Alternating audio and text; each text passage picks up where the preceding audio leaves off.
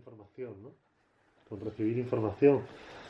Cuando hay un conocimiento que es presencial, ¿no? Que es como lo que tú estás como viendo, ¿no? Lo que tú estás alcanzando a ver, te hace ser. Entonces hay un conocimiento que en la medida en que conoces, eres. ¿No? Más allá de la información que barajas o los datos, ¿no? Y yo creo que en la oralidad, claro, lo que funcionaba, ¿no? O en ciertas tradiciones, ¿no? Donde había como una enseñanza iniciática o un proceso, ¿no?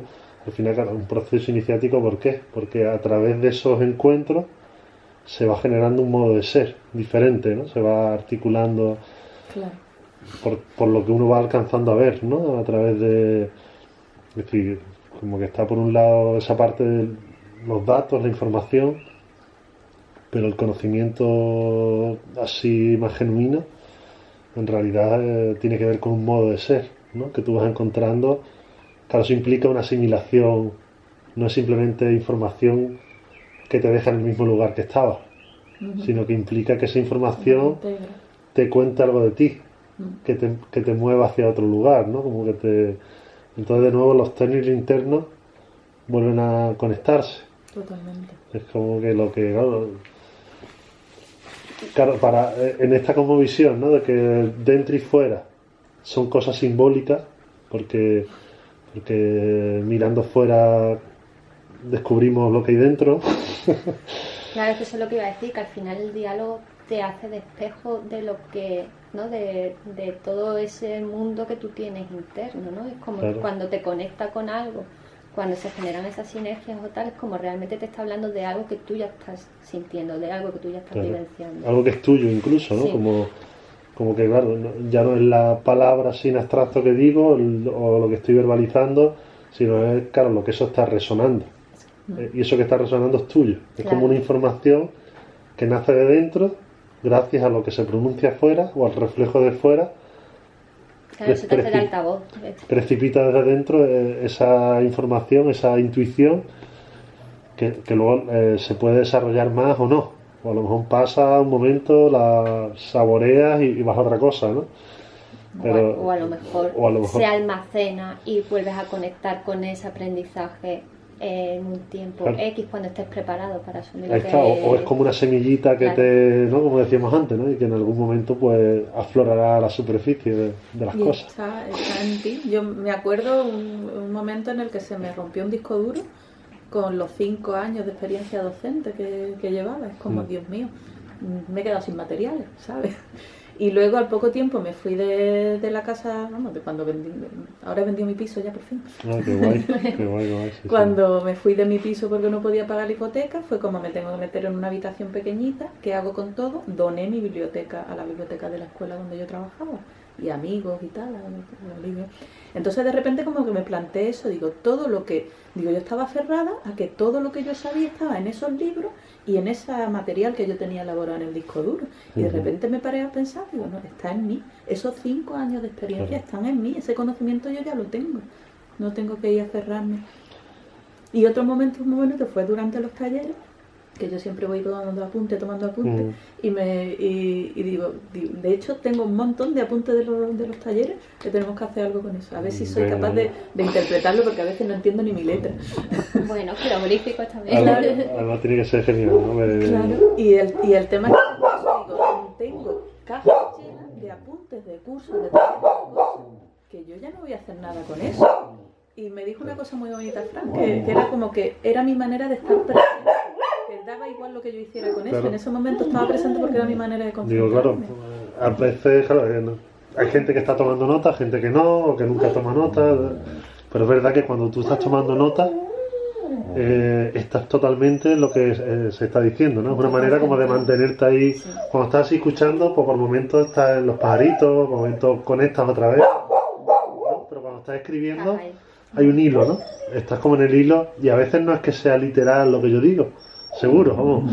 Seguro que sí, porque si revisara esas notas encontraría mucho tuyo. Claro que sí. De conexiones que vas viendo en el momento. Claro. Venga. ¿Va a salir? No. O va a ladrar desde la puerta.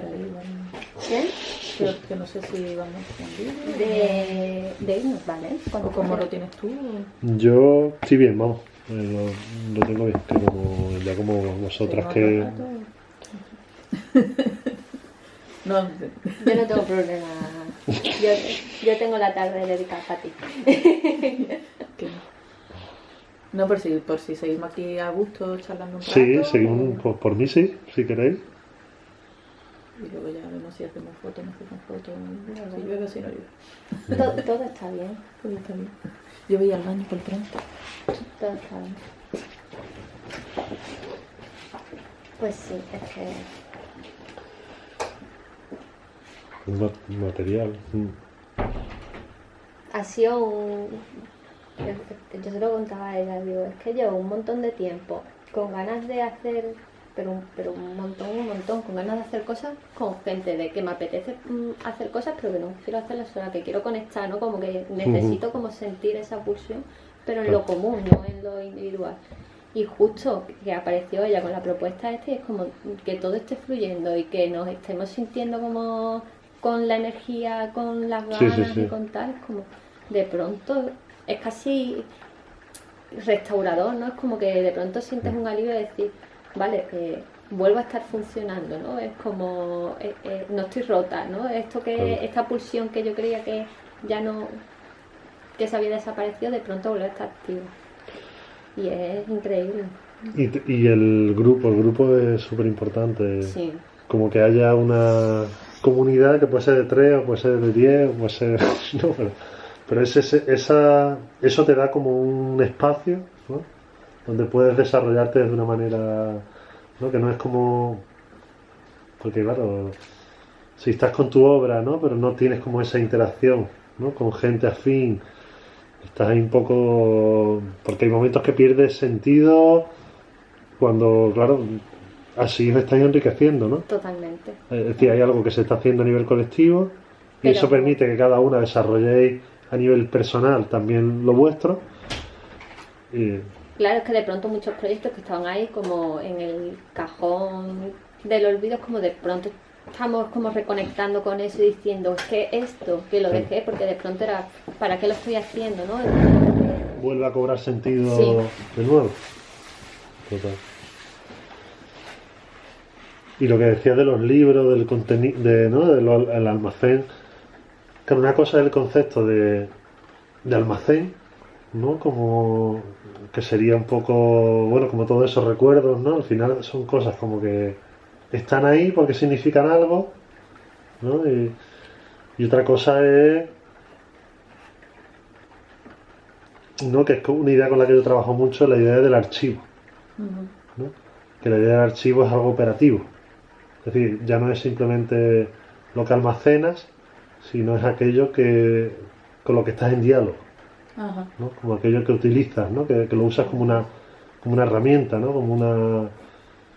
Yo para mí, claro, la biblioteca, la parte de arriba, ¿no? Que son todos mis apuntes, mis cosas. Al final es como algo ahí que... Es decir, que se me escapa, porque es como ahí hay muchísimo, ¿no? Pero con lo que no paro de encontrar sinergias, de usar, ¿no? De tal, de repente, no sé, también como que me voy quedando con los libros, que son como libros que sé que voy a releer, ¿no? Estos libros que los lees, ¿no? Y dices, bueno, pues ya lo he leído, pues claro, pues mejor que vaya para otra persona, ¿no? O para una biblioteca, o para, ¿no? Pero libros que... tengo muchos libros que los he leído hasta 4 veces y los sigo consultando y que para mí son como inagotables, ¿no? Como son fuentes, ¿no? Como y la diferencia, yo le decía a ella ahora cuando he retomado el libro de Gastón Bachelard, es decir, es que ahora hablo otro idioma. Es como que ahora he entendido un montón de cosas que en su época, en el 2008 me parece que fue, cuando yo me compré ese libro, veía que había algo que me resonaba, pero no sabía qué era, claro. No acababa de llegar a interpretarlo. Sí. Y ahora me ha dicho, guau, muchísimas más cosas. Es el lugar imaginal que habitas. Claro. porque a veces uno está en un lugar imaginario, ¿no? Que es mucho más literalista, o mucho más... Pero cómo está esa intuición, ¿eh? Al final lo que somos, Claro, como esas pistas que te va dando la vida, Total. que te va mostrando cosas, que te va dando caminos, y tú no sabes qué es ni por qué, pero sabes que ahí hay algo. Y, Sí, sí, sí. y claro que había. Total. Yo me paso, bueno, Henry Corbin, ¿conoces, no? Sí, me lo menciono. Yo hay un par de libros que he leído varias veces, ¿no? El de Tierra Celeste, ¿no? Tierra Celeste, Cuerpo Espiritual, ¿no? Es como uno mítico. Y yo ese libro lo he leído como 4 veces. Cada lectura ha sido como un viaje totalmente diferente, como de repente estar entrando. Y aún así, ¿no? Veo que se me escapa completamente, ¿no? Como está en otro mundo, está en otra mirada tan distante, ¿no? De la mirada en la que se nos ha educado, ¿no? Ya. Que es como que dice, pero claro, pero yo sé que ese libro lo voy a estar releyendo años y años y cada vez que lo releo tengo mis claridades, conecto con cosas, ¿no? Pero claro, son cosas como, es decir, como que ya intuyes que lo que hay, Claro. pero no puedes sacar hasta donde puedes sacar, ¿eh? En este momento de la lectura, en este momento de la reflexión, de hasta dónde lees, hasta dónde eres capaz de darte cuenta, de comprender lo que te está diciendo, y cómo eso que te está diciendo un año después dice, "Buah, no me lo puedo creer, ¿no? Como a dónde me lleva ahora, ¿no? Y a dónde me llevaba, ¿no? Ya lo integras y lo asimilas. Porque claro, estás en otro sitio, ¿no? Estás desde otro lugar donde captas mucho más, ¿no? De eso, ¿no? Y el momento, cuando yo me leí tu libro del viaje del fuego, fue justo en julio, que estábamos arreglando el piso para venderlo y tal.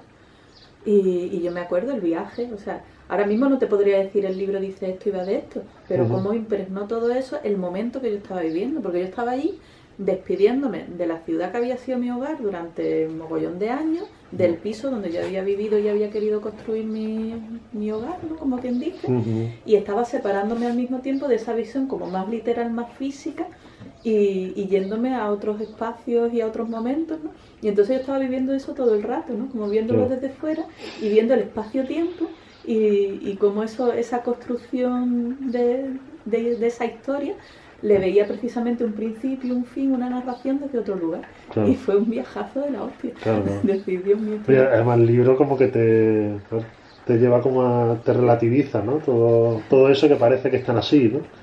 ¿No? Es como aquello que diríamos lo incuestionable, ¿no? Muchas cosas que consideramos que son así, ¿no? Objetivos, ¿no? Eso, ¿cómo va a cuestionar, ¿no? Las personas no pueden volar, ¿no? O cosas así, ¿no? Que son... Y claro, te das cuenta de los literalismos, ¿no? Desde donde impide, ¿no? Percibir lo que es un vuelo, ¿no? Y lo que puede llegar a significar o... Muchas cosas. Sí. Que al final hemos construido nuestra realidad en base a esas palabras que nos han dicho que las cosas son de una forma o de otra. Entonces, como romper con esa literalidad del lenguaje y irnos a otros campos como súper... Es que hay que destruir muchas cosas para... Y que no es una cosa solo el lenguaje, es decir, es como el lenguaje. Sí. ¿No? Es que todo esto te está hablando en tu código. Entonces, claro, hacer esa mutación del lenguaje o esa apertura del lenguaje es una apertura del mundo que te habla. Claro. ¿No? Por eso es tan potente, ¿no? Es una cosa vital, ¿no? No es simplemente esta cosa nominalista, ¿no? De que el lenguaje, ¿no? Como lo han visto ciertos filósofos, ¿no? Como algo así abstracto, ¿no? Ideas mentales, pero no, es que es algo que está vivo, ¿no? Es algo que está vivo en ti, ¿no? Y hay palabras que hieren. Entonces no pueden ser palabras abstractas que están allí, no, son palabras que te pinchan o palabras que te cambian tu energía, ¿no? Y te inspiran y te colocan en otro horizonte, ¿no? Entonces, wow, ahí hay algo, ¿no? Es decir, la palabra el lenguaje a nivel simbólico es el mundo. Si lo pensáis, Claro. ¿no? ¿El sofá no? No. Tú tienes ahí un sillón. Pero tenemos la necesidad, o al menos yo por ejemplo, es como me siento cómoda en esa etiquetación, ¿no? De decir esto es esto, ¿no? Es como en marcar con etiquetas lo que es como que da una cierta seguridad, ¿no? Es como Claro. de control, ¿no? Que es falso. Sí, Pero sí. es como da esa falsa sensación de control cuando etiquetas cosas o cuando nombras cosas y le pones una definición al lado y dices, vale, esto ya sé lo que es y ya lo tengo acotado. Claro. Y no es así. Eso le digo yo a mi alumno que Es tiene en lo mucho que, que ver. claro, es en lo que uno entra. Claro. Tiene ¿no? mucho que ver el proceso educativo, ¿no? Es decir, clasificas las cosas, las simplificas y le quitas todos esos matices intermedios para poder enseñarlo mejor. No hay retrato, bodegón, paisaje, reportajes que se mezclan entre sí, ¿no? Lo que pasa es que para Claro. poder enseñarlo lo simplificas. Le estás quitando un montón de capas de significado y estás quitándole la posibilidad de que se mezclen entre ellos para poder llevarlo a otro sitio, ¿no? Pero también que se enseñe, porque yo creo que hay seguramente una pedagogía más antigua, como la que se practicaría en Grecia o ¿no? Y seguramente no sería tan Cuadrícula. sintetizadora, Claro. ¿no? Porque al final eso yo lo veo como un proceso de domesticación, ¿no? Es que lo es. Es decir, tú domesticas la mirada Claro. y domesticas el mundo que se presenta a esa mirada. Entonces todo se hace controlable, ¿no? Pero claro, esa es la presa. Es decir, entonces ya como ya está la presa hecha y ahora tú tienes un canalito de agua y lo llevas para donde quieres, ¿no? Y ahora va para allá y ahora, ¿no? Y lo vas abriendo las compuertas y lo conduces hacia donde te interesa. Ahora quiero regar allí, ahora quiero regar aquí. Claro, ¿no? Pero claro, al final no es que el mundo fuera de esa domesticación deje de existir, sino que uno vive en la burbuja, ¿no? de su domesticación, de su mundo domesticado, ¿no? Claro. Decía Parménides, ¿no? Como dice, los que están vueltos hacia su mundo personal duermen, ¿no? Y los que se abren hacia el mundo común despiertan, ¿no? Algo así, ¿no? Claro, eso ahí da para mucha interpretación, ¿no? Pero claro, el mundo personal es como, claro, es como esa burbuja, ¿no? Como que al final ese literalismo, que no es algo del siglo XVII, es decir, ahí es como que se hace a nivel cultural, hay un clic, ¿no? Y todos los conocimientos empiezan son categorías a irse hacia ahí, ¿no? Entonces el mundo podría haber tomado, la cultura podría haber tomado otra dirección, pero por lo que sea, ¿no? Pues cogió esa dirección. Bueno, Y ya la ilustración y todo esto pues acentuó todavía más ese camino. Y a día de hoy mucho más con el tema de separar las distintas disciplinas, ¿no? Porque al menos antes podías haber, no sé, había como más investigaciones interdisciplinarias o se estudiaban cosas como desde distintos ámbitos. especialización. Claro, ahora es como la ultraespecialización. Al final te deja fuera un montón de conocimiento que Claro. es útil para cualquier otra cosa. Porque, claro, no, y el conocimiento humanista era eso, al final, ¿no? Cuando ves como los renacentistas pues eran pintores, músicos, astrónomos, matemáticos, médicos y... Claro. Pero no necesitaban ser productivos, ¿no? Por decirlo de alguna forma, ¿no? No, Igual no tenían esa no estaban en un... Es decir, porque esa productividad yo creo que viene de toda también es decir, el mito de la evolución también, Sí. el mito del desarrollo, ¿no? Es decir, yo creo que Darwin también tiene ahí Bueno, su peso. es que por eso seguimos Con- estudiando a Darwin, con todo- porque hubo con- ahí un con apoyo esa- económico porque interesaba que esa tesis fuera la que prevaleciera. No era el más fuerte, era el que más pasta tenía. Sí, bueno, Interesaba al mundo capitalista, a la revolución industrial y a todo lo que estaba sucediendo en ese momento, al cientificismo, que eso estuviera ahí como justificación del mundo que ahora Claro. mismo estamos viviendo. y que la cultura sea un modelo de eso, ¿no? Como al final si hay ¿no? En el mito de algo que va evolucionando, pues la sociedad tiene también que ir desarrollándose, ¿no? Aquí hablaríamos de desarrollo económico, ¿no? Desarrollo material, ¿no? De una sociedad y ahí es donde justifica las bases del capitalismo, ¿no? Es decir, esa maquinaria que tiene que seguir creciendo y cada vez más, ¿no? Y que siempre parece que va hacia arriba. Y en otro de los libros que hemos estado compartiendo me lo prestó cuando estuve en su casa Antonio Luis Guillén, La práctica de lo salvaje, de, ¿cómo se llama? No me acuerdo, Sinder, no me acuerdo bien del nombre y el apellido. Y lo que estaba leyendo hoy hablaba de que tenemos el concepto de que todo lo primigenio, lo selvático, es como desordenado, caótico y como que no tiene, como que hay que ordenarlo desde nuestro primer mundo, ¿no? Claro. Y es ese concepto de lo que había antes, era caos, era oscuridad y estaba infradesarrollado.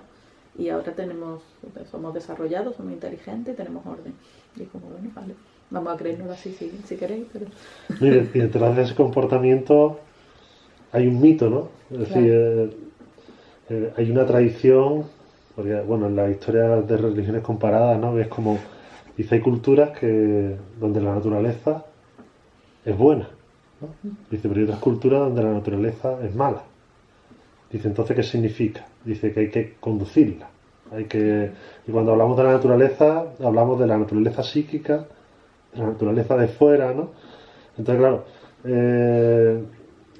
tienes que poner bajo control, ¿no? Tienes que ordenar, tienes que... cuando hay otras culturas donde se trata de vivir en armonía con... Claro. ¿No? Lo de la simbiosis. Como el taoísmo, como bueno, las religiones orientales, ¿no? Pero también antigua Grecia, es decir, pero el cristianismo, por ejemplo, tiene como esa cuestión de hay un mal. Al final es una forma de control, es que al final es si hay un mal y hay una culpa, tienes que pagar por algo. Y entonces te tienes que comportar de la forma que a mí me interesa que te comportes, ¿no?